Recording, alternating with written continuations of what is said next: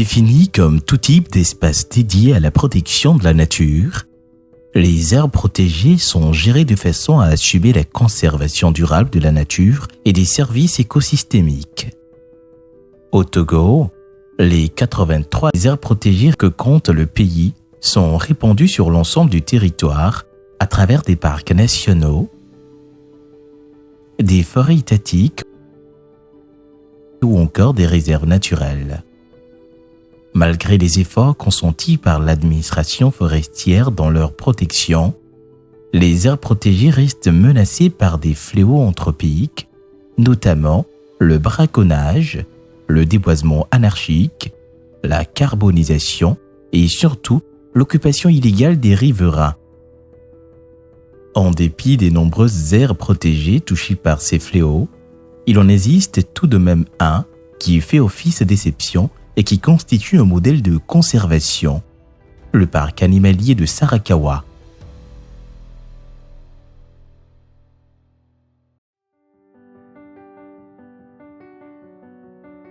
Situé à 28 km au nord-ouest de la ville de Kera, la localité de Sarakawa abrite un joyau national d'une valeur inestimable.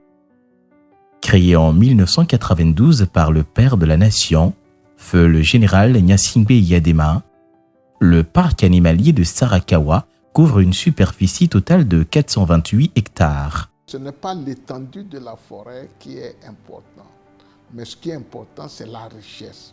Quand on arrive dans cette aire protégée, on retrouve pratiquement plusieurs espèces. Donc, c'est une initiative privée, donc ça veut dire que le domaine animalier peut faire l'objet d'initiatives privées. Malgré sa faible étendue, la réputation du parc est basée sur sa faune aussi riche que variée. Il y a des espèces qui existent chez nous ici et des espèces importées. L'espèce phare de nos jours, ce sont les buffles. Ensuite, nous avons plein de corbes, de buffons. Les zèbres, eux, ils sont importés de l'Afrique du Sud. Dans le but d'enrichir la faune, il a été introduit des espèces étrangères comme des gnous, des élans, des corbes de bouffons, mais aussi des espèces inattendues comme les autruches ou encore des tortues géants du désert pouvant peser jusqu'à 30 kg. Cette diversité faunique qui fait la richesse du parc peut susciter bien des convoitises à travers le braconnage. Pour faire face à cette menace de chasse illégale, il est mis en place ici des bonnes pratiques de protection et de surveillance du parc. La particularité, c'est son étendue. 428 hectares, c'est plus facile à surveiller. En effet, la délimitation étant essentielle pour une meilleure surveillance, les 428 hectares du parc sont entièrement clôturés. Le mur de fil barbelé fait le tour sur une distance totale de 15 km et est quotidiennement vérifié par les gardes forestiers qui assurent la surveillance du parc de jour comme de nuit. Pour protéger les animaux, nous avons les moyens roulants. Nous avons 3 jeeps qui nous servent à faire les patrouilles.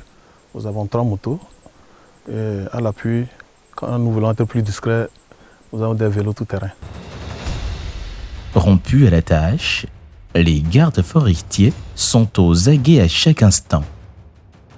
À moto ou à bord de la Jeep tout-terrain, ils sculptent le moindre espace à la recherche d'indices potentiels d'intrusion externe.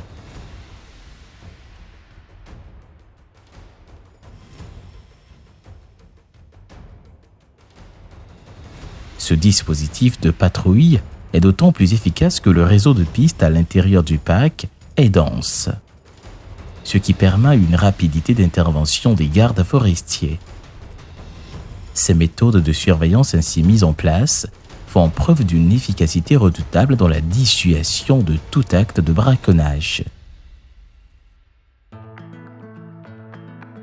La faune étant à l'abri de cette menace, le parc peut donc offrir au public une prestation de visite guidée et de découverte des animaux à travers son activité phare, le tourisme de vision.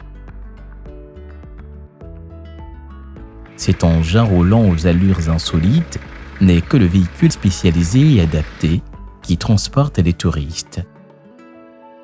Les amoureux de la nature ou encore les curieux à la quête d'exploration s'y installent confortablement pour profiter de chaque instant du circuit.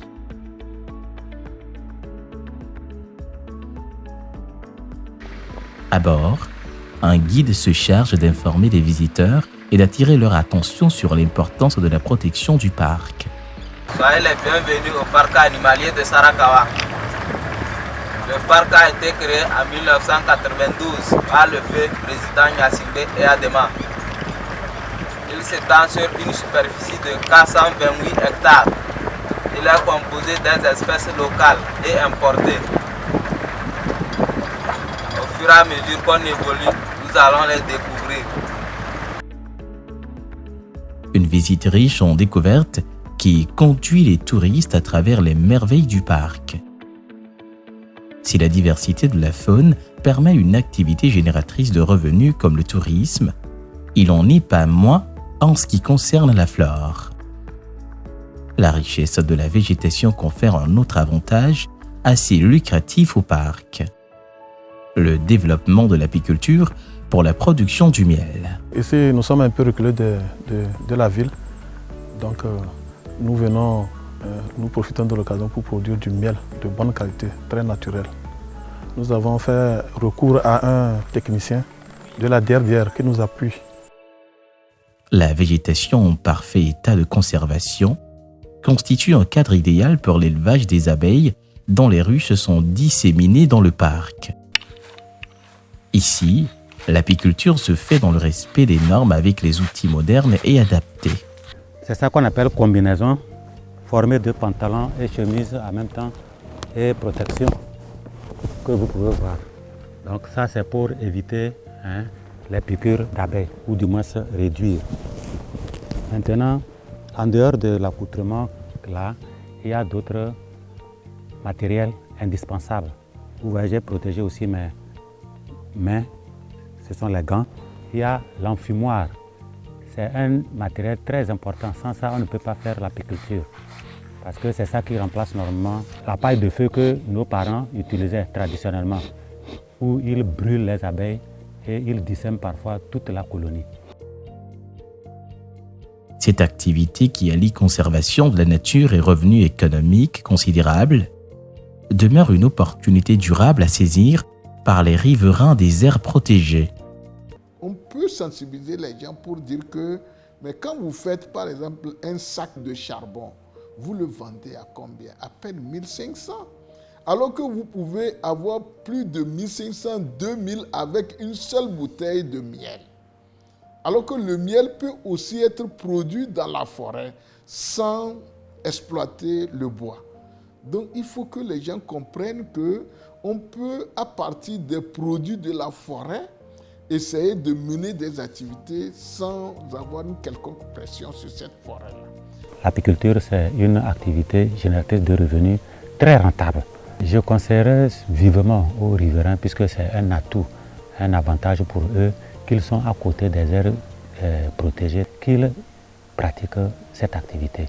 Parce que non seulement ils vont tirer profit, mais ils vont aussi aider l'environnement à se conserver par ces petits insectes qui sont très utiles pour l'humanité. À travers tous ces avantages, le parc animalier de Sarakawa reste une aire protégée dont les bienfaits bénéficient aux riverains. Chaque année, une partie des gains générés par son exploitation est réservée à la communauté locale sous forme de dons en nature. Les responsables qui encadrent le parc nous aident. À chaque rentrée, ils achètent les cahiers pour partager dans les écoles. Nous avons un dispensaire proche là-bas. Dans le cas où on manque de quelque chose, on parle avec eux, ça vient rapidement. Les bonnes pratiques de protection et de conservation mises en place ici traduisent les efforts des autorités forestières pour faire du Togo un pays résilient aux effets néfastes des changements climatiques. Il faut amener les gens à s'approprier la gestion des forêts. Nous devons créer aussi les conditions de vie qui puisse amener les populations à s'approprier quand même cette gestion et être les collaborateurs de nos agents qui sont dans ces aires protégées. Vivement une implémentation à travers le Togo des bonnes pratiques du parc animalier de Sarakawa qu'on peut qualifier sans embâche de modèle national de conservation.